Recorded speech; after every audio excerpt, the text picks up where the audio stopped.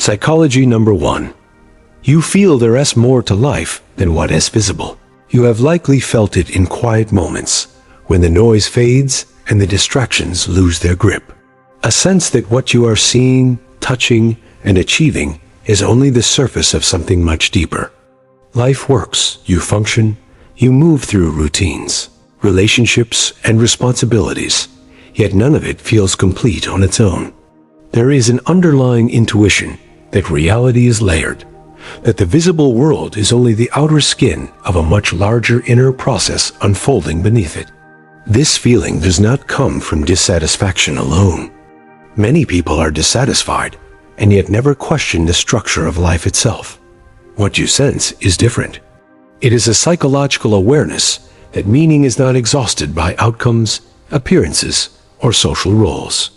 You notice that moments which look successful on the outside can feel strangely empty on the inside, while moments that appear insignificant can carry a quiet weight and depth that lingers long after they pass. This discrepancy plants a question that never fully goes away. What if the true substance of life is not what happens, but how it shapes the inner self? Edgar Cayce believed this intuition was not accidental. He saw it as a natural response of the deeper self, pressing against a reality too narrow to contain it. When your inner nature is oriented toward growth, surface explanations begin to feel insufficient. You may struggle to articulate this to others because modern language prioritizes efficiency, proof, and visible progress. But internally, you sense that something essential is missing when life is reduced to metrics, goals, and appearances alone. This awareness often brings discomfort before it brings clarity. It can feel like standing between two worlds, one that rewards conformity and one that quietly demands authenticity.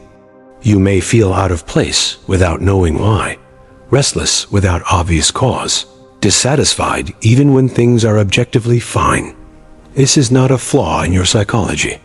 It is a signal that your inner life is asking for recognition. The discomfort arises not because something is wrong, but because something deeper is being ignored. People who feel there is more to life than what's visible often become observers by necessity. You watch how people chase validation, how they cling to identities, how they confuse motion with direction. You begin to notice patterns, cycles, repetitions that suggest life is not random but responsive. Experiences seem to echo inner states. Struggles repeat until something is understood. Relief appears not when circumstances change, but when perception does.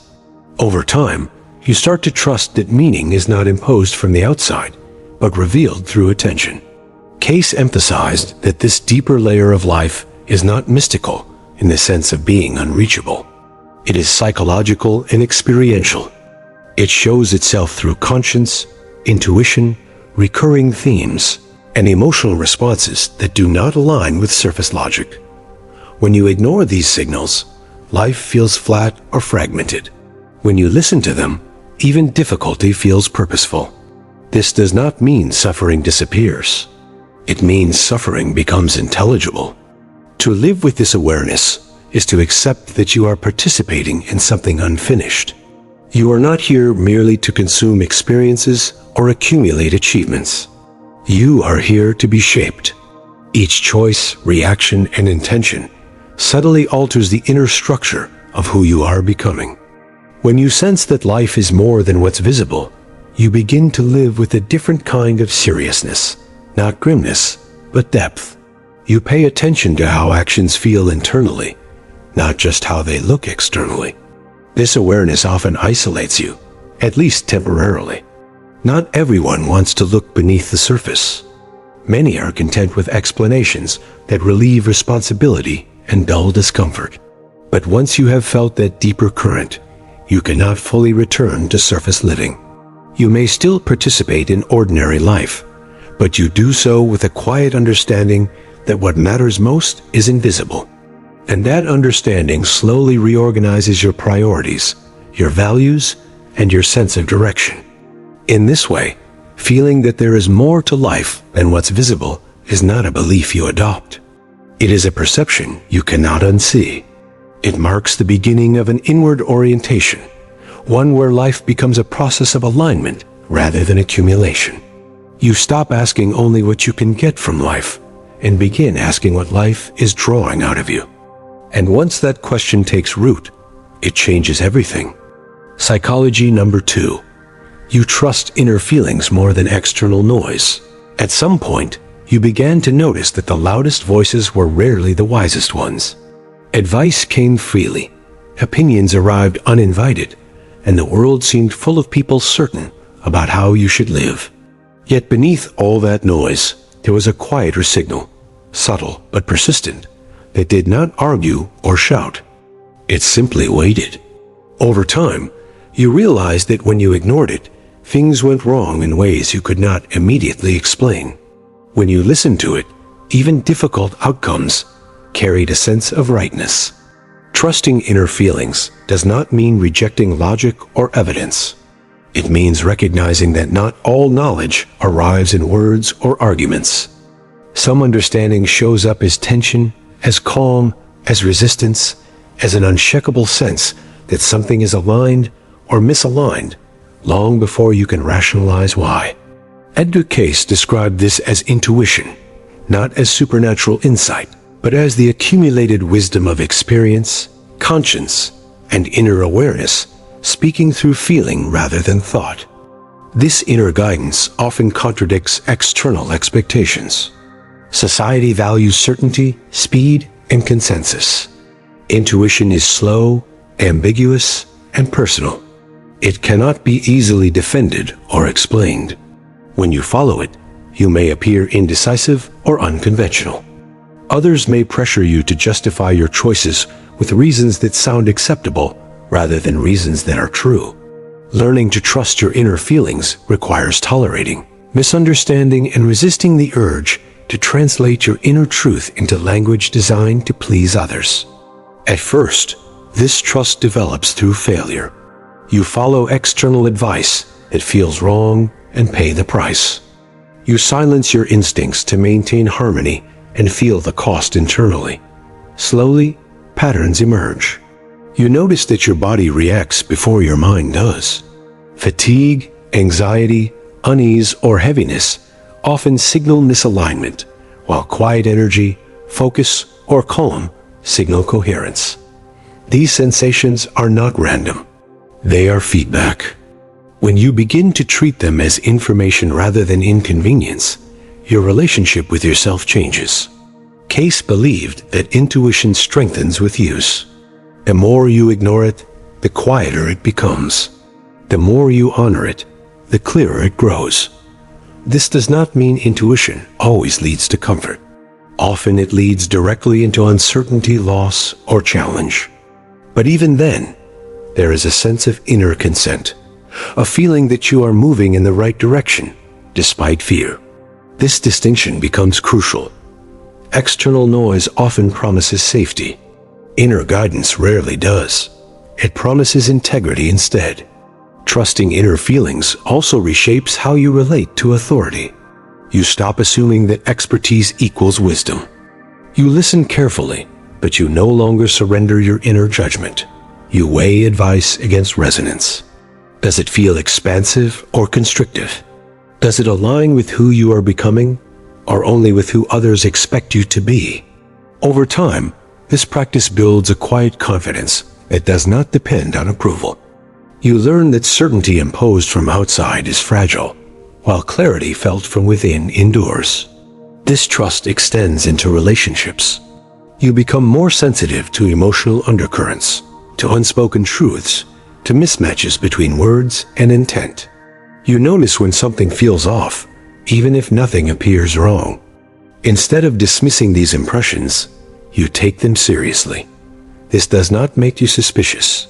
It makes you perceptive. You begin to understand that authenticity is felt before it is proven. Living this way requires courage. Inner guidance does not protect you from mistakes. It does not guarantee success. What it offers is coherence. When you trust it, your actions feel internally aligned even when outcomes are uncertain. You stop outsourcing responsibility for your life to trends, opinions, or expectations. You become accountable not just for what you do, but for whether it feels true. In Cayce's view, this inner trust is a cornerstone of growth. Without it, life becomes reactive, shaped by noise rather than direction. With it, life becomes participatory. You are no longer merely responding to circumstances. You are engaging in an ongoing dialogue with yourself, refining perception, learning discernment, and gradually aligning outer action with inner truth. And once that alignment begins, even the chaos of the world loses some of its power to disorient you. Number 3. You feel drawn to purpose, not just success. Success at some point stops convincing you. Not because you reject it entirely, but because you notice how little it explains. People achieve what they chased for years and still feel restless. They reach milestones and immediately search for the next one. The relief is brief. The hunger returns. And you begin to suspect that achievement alone cannot answer the deeper question forming inside you. Why this life, and why this direction? This is where purpose enters, not as ambition, but as orientation. You are no longer satisfied asking what works. You begin asking what matters. Edgar Cayce believed that every individual carries a unique trajectory of growth, and that fulfillment emerges when action aligns with that trajectory, not when it simply meets social definitions of success. When success is disconnected from purpose, it feels hollow, no matter how impressive it looks. You may still pursue goals. You may still work, build, and strive, but something has changed in how you measure value. You notice whether an achievement strengthens or fragments you internally, whether it deepens empathy or feeds ego, whether it clarifies direction or merely distracts from emptiness. Purpose, in this sense, is not a destination. It is a coherence between inner values and outward action. This pull toward purpose often creates conflict. You feel pressure to justify choices that make no sense to others. Why leave a secure path? Why refuse an opportunity that looks perfect? Why care about meaning when survival is guaranteed? These questions reveal how deeply modern life confuses motion with direction. Cayce warned that when life is lived purely for external success, the inner self stagnates, and stagnation inevitably manifests as dissatisfaction, illness, or despair. Purpose does not always feel noble. Often it feels inconvenient. It asks you to give attention where there is no applause, to develop qualities that offer no immediate reward, to commit to inner growth without knowing where it leads. This is why many people avoid it. Success offers validation. Purpose offers responsibility. It asks you to become rather than accumulate. You may notice that work aligned with purpose feels demanding but not draining. Effort still exists, but it carries meaning. Fatigue feels earned rather than empty. In contrast, success without purpose exhausts you in a deeper way. It consumes energy without replenishing it. Cayce believed this difference was psychological evidence of alignment. The psyche responds differently when actions serve inner growth rather than external approval. This orientation toward purpose also reshapes how you experience time. You stop rushing toward future rewards and begin paying attention to the quality of engagement in the present. You care less about arrival and more about integrity along the way. Setbacks feel instructive rather than humiliating. Progress is measured by depth of understanding rather than speed of advancement. Purpose also sharpens your moral sense. You become more aware of how actions shape character, not in a judgmental way, but in a cumulative one. Each choice reinforces a direction. Each compromise teaches the psyche what it can tolerate. Cayce emphasized that character is not static. It is built moment by moment through intention and behavior. Purpose provides the framework that gives those moments coherence. Living this way requires patience. Purpose unfolds slowly. It rarely announces itself clearly. It is discovered through reflection, repetition, and willingness to listen. You may feel lost at times, uncertain, even behind. But beneath that uncertainty is a quiet sense that you are not wasting yourself, that your life is being shaped from the inside out, even when results are invisible. In the end, being drawn to purpose rather than success is not rejection of the world. It is deeper participation in it. You engage life not as a ladder to climb, but as a field in which to cultivate depth, clarity, and compassion. And as Cayce suggested, when purpose guides action, life may still be difficult, but it no longer feels accidental. It feels responsive. It feels alive. Number 4. You feel restless when life lacks direction. Have you ever felt it? That quiet agitation that appears even when nothing is technically wrong. Your life looks stable. The routines are intact. The responsibilities are manageable. And yet, beneath the surface, there is a persistent unease. A sense that something essential is missing. Not excitement. Not pleasure. Direction. A feeling that your days are moving, but not going anywhere. This restlessness is often misunderstood. It is labeled boredom, dissatisfaction, or ingratitude. You may even accuse yourself of being unappreciative. After all, many people would be grateful for the life you have. But the discomfort does not disappear through gratitude alone. Because what you are responding to is not lack of comfort. It is lack of orientation. Edgar Cayce viewed this condition not as failure, but as signal. A psyche reacting to motion without meaning. When life lacks direction, comfort becomes suffocating. Routine begins to feel heavy. Leisure loses its restorative power.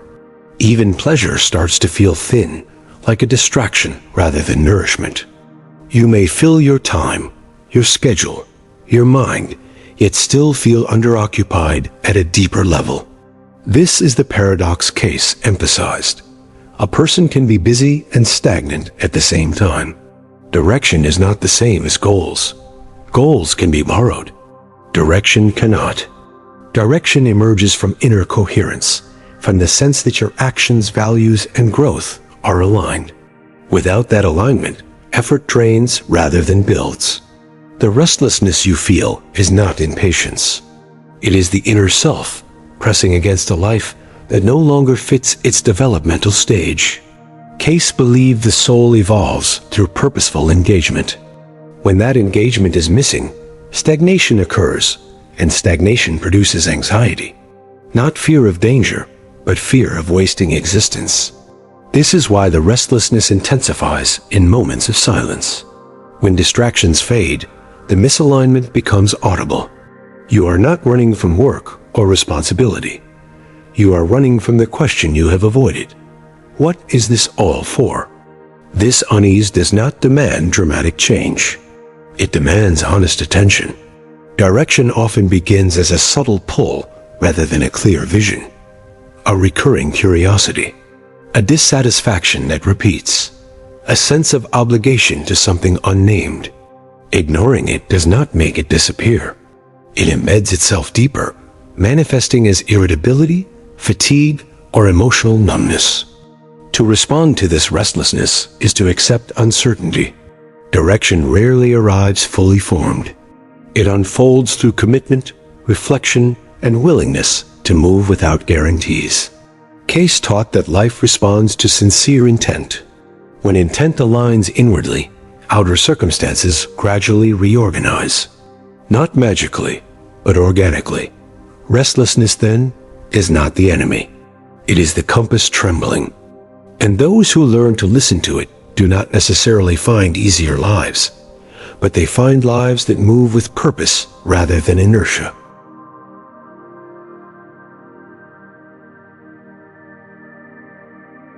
Number 5. You believe actions shape the inner self. Have you ever felt it? That subtle awareness that every choice you make leaves a trace, not just externally, but internally. That you are not the same person after certain decisions, even small ones. That who you are is not fixed, but slowly sculpted through repetition, intention, and behavior. Edgar Cayce placed enormous importance on this realization. To him, character was not inherited fate, it was built. Modern thinking often separates action from identity. We tell ourselves that what we do under pressure does not reflect who we are, that compromises are temporary, that behavior is circumstantial. But Cayce challenged this deeply. He believed that every action reinforces a direction of becoming, not through judgment, but through conditioning of the inner self. This is why certain habits feel heavier over time, not because they are immoral, but because they train the psyche to accept a lower standard of alignment. Each time you act against your inner sense of integrity, something dulls. Each time you act in alignment, something strengthens.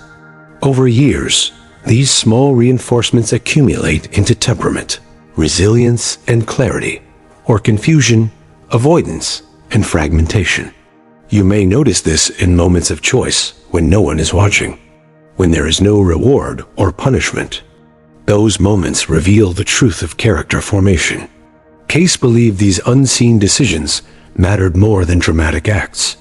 They quietly shape how you relate to yourself, whether you trust yourself, whether you respect your own word, whether your inner world feels coherent or divided. This belief removes excuses. You can no longer blame fate, environment, or others for inner stagnation. That responsibility can feel heavy, but it is also empowering. If actions shape the inner self, then change is always possible.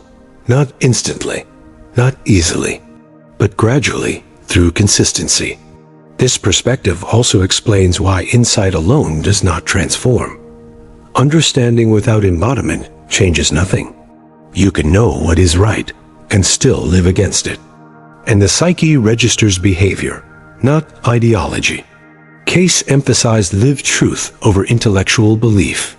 Growth happens when understanding becomes action, repeated until it becomes nature. Over time, this awareness sharpens ethical sensitivity, not in a moralistic way, but in a psychological one. You feel when something weakens you internally, when a choice fragments rather than integrates. You begin choosing less for comfort and more for coherence, less for approval and more for alignment. This does not make life rigid. It makes it intentional. You forgive yourself faster, but excuse yourself less. You understand that mistakes are part of growth, but avoidance is not. Each action becomes a quiet vote for the person you are becoming. In Cayce's view, the soul is shaped not by what happens to it, but by how it responds.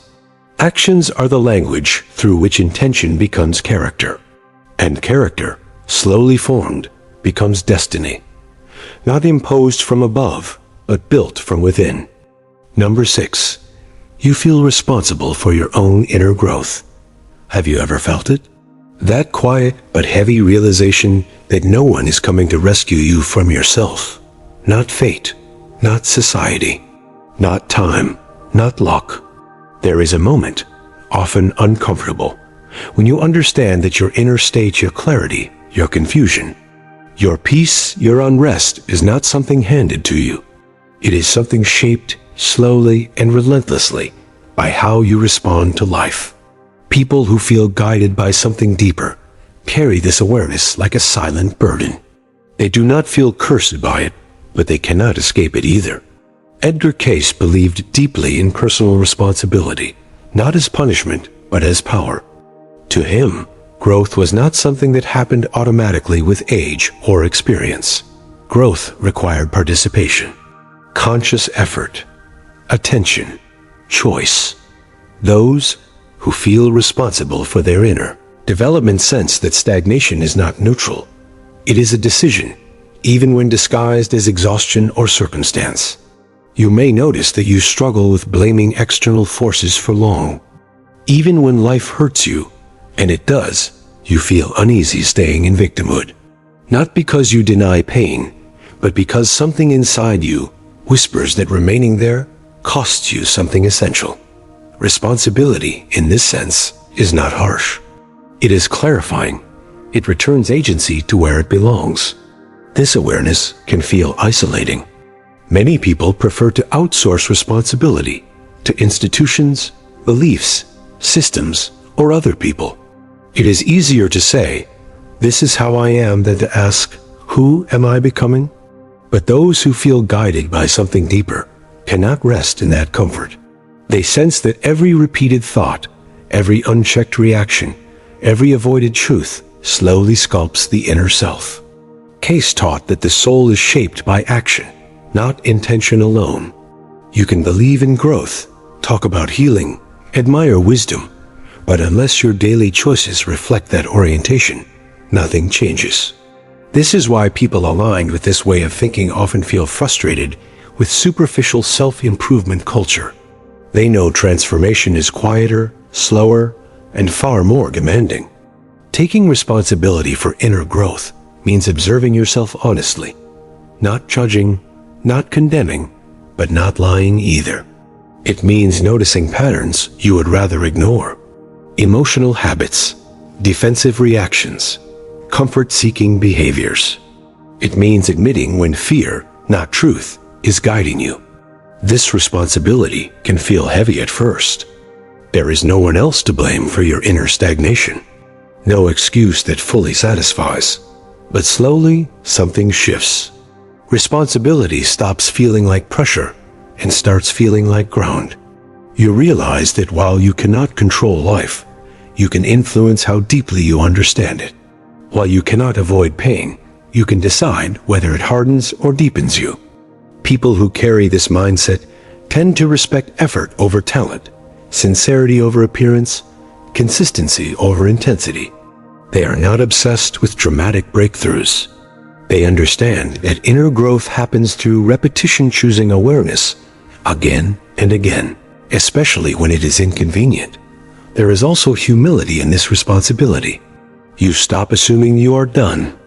You recognize that growth is not a phase, but a posture, something you return to daily. You stop demanding perfection from yourself, but you stop excusing avoidance too. Cayce believed that inner responsibility was inseparable from spiritual maturity.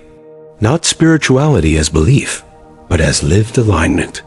How you speak when angry, how you act when unseen, how you treat others when it costs you nothing. These moments, not grand ideals, shape the inner self. And perhaps the most difficult part is this: when you accept responsibility for your growth, you can no longer numb yourself without consequence. Distraction feels hollow. Escapism loses its comfort. You sense when you are betraying your own development, even in small ways. But there is strength here. Quiet strength. You become less dependent on approval, less shaken by chaos, more grounded in your own evolution. You are no longer waiting for life to change before you do. You begin imperfectly, but deliberately. That is what it means to feel responsible for your own inner growth. It is not self-blame. It is self-respect. Number 7. You feel connected to others through empathy. Have you ever felt it? That subtle ache when you see someone struggling, not dramatic, not loud, but deep enough to register in your body. Not pity, not superiority. Something quieter. Something that recognizes itself in another's pain. People who feel guided by something deeper experience empathy not as an idea, but as a lived sensation. It is not something they perform. It is something that happens to them. Edgar Cayce believed empathy was not learned through morality, but awakened through experience, especially suffering. He saw compassion not as kindness layered on top of life, but as understanding forged by pain, humility, and recognition. Those who walk this path often notice that their empathy deepens after hardship, not before. You may find that you cannot easily dismiss others as weak, stupid, or lazy. Even when people act poorly, something in you looks for the wound beneath the behavior. This does not mean you excuse harm. It means you understand complexity. You recognize that most people are acting from fear, confusion, or unexamined pain. This kind of empathy can feel heavy. You absorb emotional atmospheres easily. Crowds exhaust you. Injustice unsettles you more than it seems to unsettle others. You may need solitude not because you dislike people, but because you feel them too strongly. Cayce believed that empathy was evidence of soul memory, not in a literal sense for everyone, but as a metaphor for deep psychological resonance. When you feel others deeply, it is because you recognize shared vulnerability. You see how thin the line is between stability and collapse, between clarity and confusion. This awareness changes how you move through the world. You speak more carefully. You listen more fully. You hesitate before judging. You sense that words have weight, that actions ripple further than intended. Empathy sharpens your moral sensitivity, but not in a rigid way. It makes you flexible, perceptive, slow to condemn. However, this connection can be painful. You may feel disappointed by how casually others hurt one another, how quickly empathy is overridden by ideology, convenience, or self-interest. You may struggle with the world's cruelty, not because you expect perfection, but because you can feel the cost of indifference. People guided by deeper empathy often wrestle with boundaries. Caring too much can drain you. Giving endlessly can hollow you out. Cayce never suggested martyrdom. He emphasized balanced compassion, grounded in self-awareness. Empathy that does not erase the self, but connects without dissolving. True empathy, in this sense, is not emotional flooding. It is presence. The ability to sit with another's pain without needing to fix it, without needing to make it about yourself, without rushing to conclusions or solutions. This capacity often makes you a refuge for others. People open up to you unexpectedly. They feel seen, even if you say little. You may not understand why this happens at first, but it is because empathy is felt, not announced. Cayce believed that empathy was one of the highest expressions of inner development, not because it is gentle, but because it requires strength. To remain open in a world that rewards numbness is not weakness, it is courage. And yet, you learn discernment. You learn that not everyone deserves access to your emotional depth, that compassion does not require self-sacrifice, that empathy must be paired with wisdom to remain sustainable. Over time, empathy becomes less overwhelming and more grounded. You still feel deeply, but you are no longer consumed. You understand that shared suffering does not mean shared responsibility. You can care without carrying. This is the maturity Cayce pointed toward. Compassion rooted in clarity. Connection without collapse. Understanding without illusion. When you live this way, humanity stops feeling abstract. Every person becomes a reminder of fragility, resilience, confusion, and longing. And in that recognition, even the world's harshness becomes more intelligible, if not more gentle. That is what it means to feel connected through empathy. Number 8. You seek healing on a deeper level. Have you ever felt it? That quiet realization that fixing the surface of your life never fixes the feeling underneath. That even when circumstances improve, when routines stabilize, when others tell you that you should be grateful, something inside you remains unsettled. Edgar Cayce spoke often of this condition, though not in modern language. He described it as misalignment, a state where the outer life functions, but the inner life remains fragmented. People who feel guided by something deeper rarely believe healing is cosmetic. They instinctively know that coping is not the same as resolving, and distraction is not the same as peace. You may have noticed that advice focused on productivity, positivity, or mindset feels incomplete to you. It may help you function, but it does not quiet the deeper unrest. This is because what aches is not your habits, but your coherence. Cayce believed that true healing begins when inner life and outer action move toward harmony. Not perfection, but sincerity. Healing in this sense is not about removing pain. It is about understanding it. Pain becomes a signal, not an enemy. Instead of asking how to escape discomfort, you begin asking what it reveals about your direction, your values, your unresolved conflicts. This shift is subtle but profound. You stop treating symptoms as problems and start treating them as messages. Anxiety becomes a sign of internal contradiction. Fatigue becomes a sign of emotional overextension. Restlessness becomes a sign of misdirected energy. Healing becomes less about control and more about listening. People on this path often become disillusioned with quick solutions. They sense that transformation unfolds through consistency, not intensity. That growth is cumulative, not dramatic. Cayce emphasized that daily choices shape inner condition far more than rare breakthroughs. How you speak when tired, how you treat others when unseen, how you respond to failure. These small acts quietly shape the soul. You may also notice that deeper healing demands honesty. You are forced to confront patterns you once avoided. Emotional avoidance, resentment, self-betrayal, dependency on approval. This is uncomfortable work. It strips away narratives you once used to protect yourself. But in their place comes something steadier, self-trust. Healing at this level often feels lonely. Others may not understand why you refuse to move on quickly, why you sit with questions instead of answers. But you sense that bypassing pain only ensures its return. You would rather face discomfort fully than live in partial denial. Over time, something shifts. Not suddenly, but unmistakably. You react less. You listen more. Old triggers lose intensity. You begin responding from clarity rather than compulsion. You feel less fragmented inside. Life does not become easier, but it becomes more integrated. This is what Cayce meant by inner alignment. Healing is not the absence of struggle. It is the presence of unity. When thought, action, and intention align, even difficulty feels meaningful. You are no longer fighting yourself. And that, more than anything, is what people guided by something deeper are truly seeking.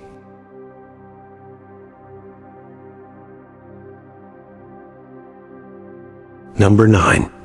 You feel past experiences shape who you are today. That unsettling awareness that your present reactions carry echoes of earlier moments. That certain fears, attachments, or emotional responses feel disproportionate to what is happening now. Edgar Cayce viewed this awareness not as weakness, but as awakening, the beginning of conscious self-understanding. People guided by something deeper do not treat the past as finished. They sense that memory lives in the nervous system, in perception, in reflexive thought. You may notice that you respond to situations before you consciously choose to. That certain patterns repeat despite your best intentions. This is not failure, it is unexamined continuity. Cayce believed that growth requires recognition. Until experience is understood, it continues to influence behavior unconsciously. Reflection, then, is not dwelling. It is reclaiming authorship over your life. You begin to ask not, why am I like this? But where did this begin? This questioning changes your relationship with yourself. Shame softens into curiosity. Judgment gives way to insight. You see how childhood dynamics shaped your expectations, how early losses shaped your attachments, how past disappointments taught you caution. None of this excuses harmful behavior, but it explains it. An explanation opens the door to choice. You may notice patterns emerging when you look honestly. Similar relationships repeating. Similar conflicts resurfacing. Similar emotional cycles playing out in different forms. Cayce saw repetition as instruction. Life repeats lessons until awareness replaces reaction. Understanding this brings responsibility, but also freedom. When you see the pattern, you are no longer trapped inside it. Awareness interrupts automation. You gain the ability to respond differently, even if only slightly at first. And over time, those small differences compound into transformation. Reflecting on the past also deepens compassion. You recognize how much of your identity was shaped under conditions you did not choose. This recognition does not make you passive. It makes you humane toward yourself. You stop demanding perfection from a self that was built under pressure. Cayce believed that memory, when integrated, becomes wisdom. Pain that is understood stops demanding expression through anxiety, withdrawal, or anger. Experience becomes guidance rather than burden. You do not erase the past, you metabolize it. This process refines identity. You stop defining yourself by singular events, failures, betrayals, triumphs. Instead, you see yourself as evolving continuity, a being shaped by experience but not imprisoned by it. Growth becomes possible because you no longer fight your history. You learn from it. Eventually, something stabilizes. The past loses its emotional charge. It no longer hijacks the present. You feel less reactive, more grounded. Not because nothing affected you, but because you finally understood how it did. This is why people guided by something deeper reflect rather than repress. They know that awareness is not indulgence. It is liberation. And through that liberation, the present moment becomes lighter, not empty of history, but free from its unconscious grip. Number 10. You believe life is about becoming, not arriving. Have you ever felt it? That strange dissatisfaction that appears the moment you reach something you once wanted. The job, the stability, the recognition, the understanding. For a brief moment there is relief, even pride, and then something quietly shifts. The sense of arrival fades.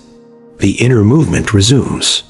And you realize, sometimes with confusion, sometimes with calm clarity, that whatever you reached was never meant to be the end. Edgar Cayce spoke to this understanding often, though not in the language of modern self-help. He believed that life was not structured around destinations, but around unfolding. Not achievement, but becoming. People who feel guided by something deeper sense this intuitively. They do not feel at home in the idea of a final version of themselves. Completion feels false. Stagnation feels unnatural. This perspective changes how you experience success. Achievements no longer feel like proof of worth. They feel like milestones, meaningful, but temporary. You do not cling to them. You do not build your identity around them. You allow them to pass through you, knowing that growth continues regardless. You may notice that you feel uneasy when life becomes too static, when routines harden into repetition, when certainty replaces curiosity. Others might call this restlessness. But it is not dissatisfaction with life. It is loyalty to movement. Something inside you knows that stopping inner growth is a quiet form of decay. Cayce believed that becoming was a moral act, not in the sense of virtue signaling or righteousness, but in the sense of responsibility to one's inner potential. You are not here to maintain comfort indefinitely. You are here to refine perception, deepen understanding, and align action with conscience more fully over time. This belief removes pressure to be finished. You stop demanding clarity at every stage. You allow yourself to be incomplete, learning in progress. Mistakes lose some of their sting. They become feedback rather than verdicts. Failure becomes information rather than identity. Becoming also reshapes how you see others. You stop freezing people in past versions of themselves. You recognize that everyone is mid-process, even when they pretend otherwise. Judgment softens. Patience grows. Compassion feels more natural because you understand how much effort growth requires. Living this way does not make life easier. In some ways, it makes it more demanding. You cannot hide behind fixed roles. You cannot settle into excuses. You are constantly asked to refine yourself, not dramatically, but honestly. Small adjustments, daily integrity, quiet self-examination. But there is a peace in this, a deep one, because you are no longer chasing a future where everything finally makes sense. You are participating in the process itself. Meaning stops being something you wait for and becomes something you enact. People who believe life is about becoming are not obsessed with legacy. They are concerned with alignment. Not how they will be remembered, but how they live when no one is watching. Cayce believed this inner alignment shaped the soul more than any external achievement ever could. In this way, life becomes a practice rather than a project. There is no finish line, only refinement. And that realization, once fully felt, brings a strange and steady freedom. The people who feel guided by something deeper are not chasing mystery for its own sake. They are responding to an inner gravity, a pull toward coherence, sincerity, and growth that cannot be satisfied by surface explanations or external rewards. Edgar Cayce never asked people to escape the world. He asked them to engage it more honestly, to understand that life is not a problem to be solved, but a process to be lived consciously. That inner development is not separate from daily action, but revealed through it. Throughout this journey, one theme returns again and again: alignment. When thought, feeling, and action move in different directions, life becomes noisy and exhausting. When they slowly come into harmony, even difficulty carries a sense of meaning. Not happiness, something steadier, something quieter, something real. You begin to trust inner signals without rejecting reason. You value purpose without dismissing practicality. You accept responsibility without collapsing into self-blame. You understand that growth is not linear, that healing is not immediate, that clarity comes and goes. And still, you continue. This way of living does not make you superior. It makes you attentive. You listen more closely to yourself. You act with greater intention. You recognize that becoming is ongoing, and that arrival was never the point. Cayce believed that the deepest guidance does not shout, it whispers. It shows itself in unease when you drift from yourself, and in calm when you return. It asks you to participate, not surrender, to grow, not escape, to become, not conclude. And perhaps that is the quiet truth behind it all. Life is not asking you to find final answers. It is asking you to stay awake within the questions, to live them honestly, to let them shape you, and in doing so, to slowly become someone more whole than you were before. That is not a destination. It is a way.